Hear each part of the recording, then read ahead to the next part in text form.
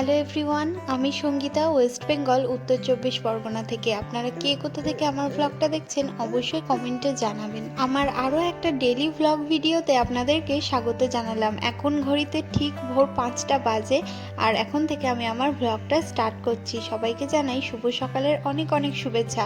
সবাই কেমন আছেন? আশা করি সবাই খুব ভালো আছেন আর আপনাদের ভালোবাসায় কিন্তু আমরাও বেশ ভালোই আছি। প্রত্যেকদিন সকালবেলা ঘুম থেকে উঠেই আগে চলে আসি মা বাবার ঘরের বিছানা তুলতে। সবার প্রথমে সকালবেলায় মা বাবার ঘরের বিছানাটা তুলে অন্য কাজে হাত দিই, কেননা অনেক ভোরবেলায় মা বাবা দুজনেই উঠে যায়, সেজন্য তাদের বিছানাটা আগে গুছিয়ে বাসি ঘর ঝাড় দিয়ে নিই। আর আমার ঘরের বিছানা অনেক লেট করে তুলতে হয়, কেননা ছেলেকে অত ভোরে তুলি না, ঠান্ডা লেগে যাবে সেজন্য। শীতকালের বিছানা তুলতে অনেকটাই লেট হয় গরমকালের তুলনায়। গরমকালে মানুষ শুধুমাত্র বালিশ নিয়েই ঘুমিয়ে যায় আর শীতকালে কত কিছুই না থাকে, ব্ল্যাঙ্কেট থেকে শুরু করে আরও আনুষঙ্গিক কত কি, সেগুলো ভাঁজ করে বিছানা গোছাতে একটু টাইম লেগেই যায়। তো যাই হোক, বিছানাটা আমার তোলা হয়ে গেছে, ঘর ঝাড় দিয়ে সোজা চলে এসেছি রান্নাঘরে। এখানে আমি সবজি কেটে নিয়েছি। সবজির মধ্যে রয়েছে দানা কলা, আলু আর কচুরমুখী। এই সবজিগুলো দিয়ে রান্না হবে চিংড়ি মাছ দিয়ে। তো যাই হোক, চিংড়ি মাছটা আমি ভালোভাবে কেটে ধুয়ে পরিষ্কার করে লবণ হলুদ মাখিয়ে রেখেছিলাম। আর ওখানে বাটা রয়েছে সর্ষে বাটা দিয়ে চিংড়ি মাছ দিয়ে এই সবজিগুলো দিয়ে রান্না হবে।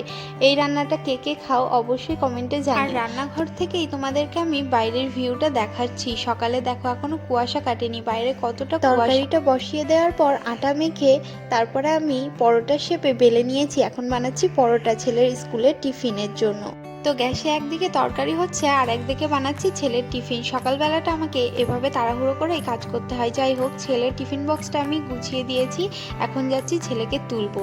এখনো পর্যন্ত যদি আমি ওকে না তুলি তাহলে স্কুলের জন্য অনেকটা লেট হয়ে যাবে। তো দেখো এখনো চোখ খুলতে পারছে না ঠিক মতো। সকাল 8:30টার মধ্যে স্কুলে পৌঁছাতে হয়, 8:30 থেকে স্কুলের প্রেয়ার শুরু হয়ে যায়, সেজন্য একটু ব্যস্ততা তো থাকে। একটা 3.5 বছরের বাচ্চাকে 8:30টার মধ্যে স্কুলে যাওয়ার জন্য রেডি করাটা খুবই চাপের ব্যাপার। যেহেতু ওর জ্ঞান বুদ্ধি হয়নি, ও তো বায়না করতেই থাকে যে স্কুলে যাব না করে, প্রত্যেক দিন কান্না করে। বিশেষ করে ওর তো ঘুম ভাঙতেই চায় না সকালবেলাটা। এখন যেহেতু শীতকাল, আমাদের বড়দেরই তাই কেমন একটা লাগে, সেখানে ও তো বাচ্চা। তো যাই হোক, স্কুলে যাওয়ার অভ্যেসটা তো এখন থেকেই তৈরি করতে হবে, সেজন্য বায়না করলেও আবার বুঝিয়ে সুঝিয়ে স্কুলে পাঠিয়ে দেওয়া হয়। ওকে প্রায় রেডি করা আমার হয়ে গেছে, এবার ওকে খাওয়াবো। ওকে রেডি করতে করতে দুধটাও জোড়াতে দিয়েছিলাম, এত সময় ঠান্ডা হয়ে গেছে। তো দুধ বিস্কুট খেয়েই আজকে ও স্কুলে যাবে। সকালবেলাটা আমি ভারী কিছু দিই না, হালকা খাবারই দিই, কেননা ওদের স্কুলে আবার 9:30টার সময় টিফিন পিরিয়ড চালু হয়। তো টিফিন যেহেতু আমি ভারী কিছু দিই, সেজন্য সকালবেলাটা আমি হালকা খাবার দিই। তো আমিও এদিকে রেডি হয়ে গেছি। 8:30 থেকে স্কুল, প্রায় এখন 8:15 বেজে গেছে আর হাতে রয়েছে 15 মিনিট। এই 15 মিনিটের মধ্যে পৌঁছাতে হবে, সেজন্য অনেকটাই তাড়াহুড়ো রয়েছে। ছেলেকে খাইয়ে দাইয়ে রেডি করে নিজের ঘরে বসিয়ে রেখেছিলাম আর আমি এসেছিলাম ওপরে রেডি হওয়ার জন্য। তো আমিও এদিকে রেডি হয়ে গেছি, একেবারে নিজের ঘর থেকে ওকে নিয়ে চলে যাব স্কুলের উদ্দেশ্যে। আমাদের বাড়ির সামনে দিয়েই অটো যায়, উঠে গেছি অটোতে। আর আমাদের বাড়ির থেকে স্কুলের দূরত্বটা অটোতে গেলে 5 মিনিট মতো। তো টাইমেই পৌঁছে যাব মনে হচ্ছে, আর 5 মিনিট হাতে রয়েছে। তো যাই হোক, চলো তোমাদেরকে দেখাবো আজকে ছেলের স্কুলটা। প্রায় স্কুলের কাছাকাছি চলে এসেছি আর এই হচ্ছে স্কুলের ভিউটা তোমাদের সঙ্গে শেয়ার করলাম। তো যাই হোক, এখন ফিরছি আমি বাড়ির দিকে। তো ছেলেকে ঢুকিয়ে দিয়েছি আর ওই দেখো একজন আসছে, লেট হয়ে গেছে আজকে স্কুলে আসতে।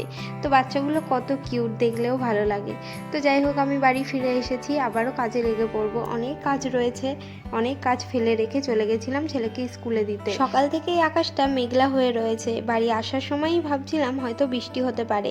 তো বাড়ি আসার কিছু সময়ের মধ্যে দেখছি অল্প অল্প করে বৃষ্টি পড়ছে।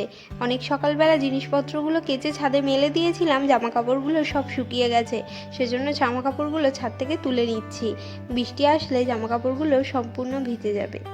তো যা জামা কাপড় মেলে দিয়েছিলাম সব তুলে নিয়েছি। এখন তোমাদেরকে বাইরের প্রাকৃতিক দৃশ্যটা একটু দেখাই। দেখো আকাশটা পুরো কালো হয়ে এসেছে, মনে হচ্ছে এখনই ঝমঝম করে বৃষ্টি শুরু হয়ে যাবে। আমি দাঁড়িয়ে আছি, আমার গায়ে টিপ টিপ করে বৃষ্টির জল পড়ছে। আর এদিকে কলা পাতার দিকে তাকিয়ে দেখো, ছিটে ফোটা বৃষ্টি পড়ছে, কলা পাতাটা দেখলেই বোঝা যাচ্ছে। আর এইদিকে আমাদের একটা নিম গাছ রয়েছে, নিম গাছের পাতা পড়ে পড়ে ডাল প্রায় ফাঁকাই হয়ে গেছে। তো যাই হোক, ব্লগটা আমি এখানেই শেষ করছি। সবাই খুব ভালো থেকো, সুস্থ থেকো, দেখা হচ্ছে।